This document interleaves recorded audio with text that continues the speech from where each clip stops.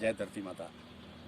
अनूप मंडल के समस्त भाविकों से मेरा एक निवेदन है कि शास्त्र में जो बात लिखी हुई है, जैसे जगतीतकारणी में, आत्म पुराण में, न्याय चिंतामणि में, भजनावली में जो बात लिखी है उसके डीप में जावें, गहराई में जावें। आज मैं आपको इस विषय पर बात करता हूँ कि अनूपदास जी महाराज ने लिखा है और शास्त्रों का उदाहरण भी दिया है कि ये धरती माता है। कोई कहते हैं कि धरती कोई बैल के सींग पे ठहरी हुई है, कोई कहता है कि महादेव के लिंग पे ठहरी हुई है, कोई कहता है कि बासंग नाग पे ठहरी हुई है। ये कहाँ पे ठहरी हुई है? बाबू जी ने लिखा कि ये धरती माता अपने दम के वसीले पे ठहरी हुई है। बाहर कोई जाके थोड़ा ही देख के आया है। ये बात अनूपदास जी महाराज लिख रहे हैं कि बाहर कोई जाके देख के नहीं आया।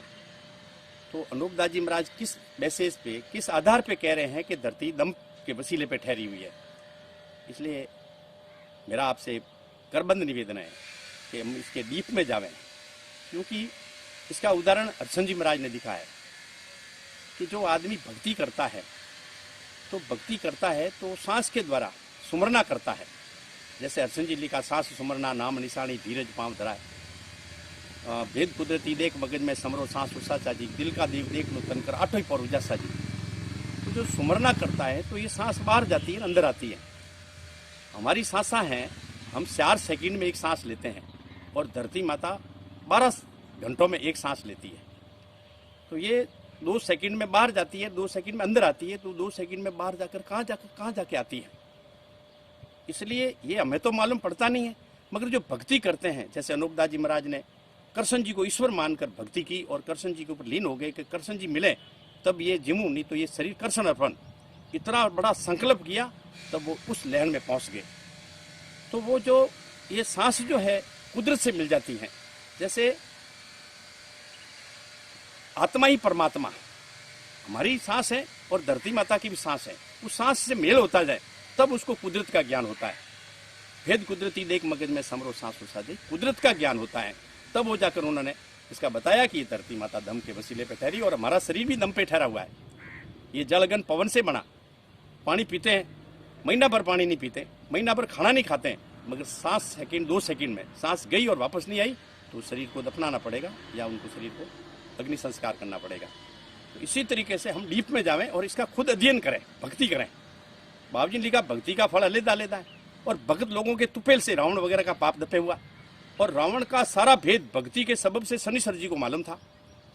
ये भक्ति बहुत बड़ी है, भक्ति प्रेम से होती। पूर्ण भक्ति प्रेम की वीरा दुबदिया से आदूर, रास मंडल में रास्ती किलो छोड़ दो कपटकूड़। ये जबान पे एक लफ्ज भी झूठ नहीं आना चाहिए, किसी की ईर्षा नहीं होनी चाहिए, दिल में पाप नहीं होना चाहिए। जो मुंह पे कह दिया तो कह दिया, पेट में पाप नहीं होना चाहिए। क्यों? काल 3 प्रकार का है। काल सभी को आता है, अनूपदास जी को आया, रामचंद्र जी को आया, महादेव जी को, वर्मा जी को, सबको काल आया। काल 3 प्रकार का है।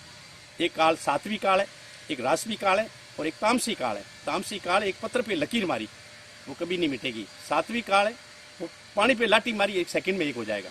और राजसी काल है, जो रेत पे लकीर खींची वो 10-15 दिन में मिट जाएगा, फिर वो एक हो जाएंगे। आज हमारे अंदर सात्विक काल होना चाहिए। काल तो सभी को आएगा, गुस्सा तो सभी में, क्योंकि ये स्वभाव है शरीर का। इसलिए इसके डीप में जाए कि वास्तविकता में अनूपदास जी ने इसका कैसे पता लगाया कि धरती दम के वसीले पे ठहरी हुई है। हम इसके डीप में जाकर इसकी जानकारी करें, हम पूरी दुनिया को सही बात समझा सकते हैं।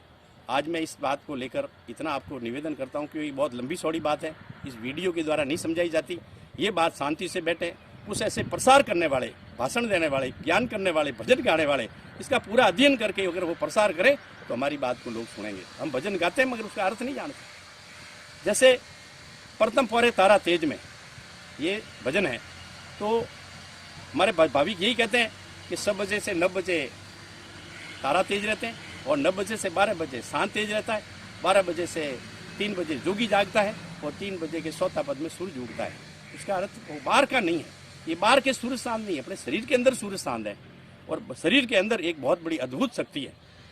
आज आप जो मोबाइल है, टीवी है, रेडियो है, ये दूरभाष है, दूरदर्शन है, जो देख रहे हो, तरंगों से देख रहे हो। तो इन तरंगों से, उपकरणों के द्वारा हमें ये संदेश पहुंचाया जाता है। आज अमेरिका में क्या हो रहा है, हम यहाँ बैठे बैठे उपकरणों के द्वारा देख रहे हैं, टीवी पे देख रहे हैं। मगर योगी लोग जो हैं ध्यान करके वो खंडों खंडों की बात करी थी। ध्यान कर कर खंड देखो गुण कुदरत जुग रसे, ये ध्यान की शक्ति है। इसलिए मैं भाविकों से कहता हूँ कि मैं वीडियो के द्वारा इतना नहीं समझा सकता। मैं आता हूँ मेलों में, मगर वो बात कहने का मौका नहीं मिलता, और ये मेलों में ये ज्ञान मिलने वाला नहीं है। और ये बात समझनी है तो हम एक जगह, जैसे कई भाविक ऐसा है जो ज्ञान करना चाहते हैं, कुछ समझना चाहते हैं, तो एक जगह बैठ जाए। मैं इन सभी को पहले भी एक वीडियो में निमंत्रण दिया है, और आज भी कोई जरूरी नहीं है कि सभी लोग आवे।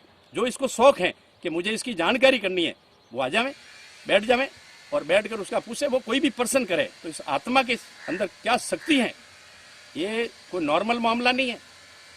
ये सारी सृष्टि में जो आज दुनिया में जो हो रहा है वो आदमी कर रहा है, ईश्वर नहीं कर रहा है। ये तो हरसन जी महाराज ने लिखा, अनोपदा जी ने लिखा, जो कुछ भी आदमी कर रहा है। दूसरी बात 84 लाख कुंडियों की है, तो कुंडियां अनोपदा जी ने देखी या नहीं देखी वो मैं अगले वीडियो में आपको बताऊंगा। कुछ लोग कहते हैं कि अनोपदा जी 84 लाख पे नहीं गए, कुछ लोग कहते हैं गए हैं। अब इसका कोई सही निर्णय नहीं है, और कुछ लोगों ने ऐसा दृढ़ संकल्प कर दिया कि नहीं गए। मैं कह रहा हूं कि जगत हित कहानी किताब के अनुसार मैं आपको ये बात बता दूंगा कि अनोपदा जी महाराज 84 लाख कुंडियों पे गए और उन्होंने देखा, और उसका है। तो ये हमारा आपसी झगड़ा मिटा दें, हम एक दूसरे को मिलकर एक दूसरे का सहयोग करके और सही जानकारी दें, तो ये संसार भी हमारे साथ जुड़ सकता है। मैं इतना ही कहकर आप भाविकों से निवेदन करता हूँ। अगला वीडियो में मैं 84 लाख कुंडियों पर अनोपदा जी कैसे गए तो छोटा सा सूक्ष्म रूप में बताऊंगा। पूरी जानकारी हम रूबरू बैठ कर करेंगे। जय कपिल।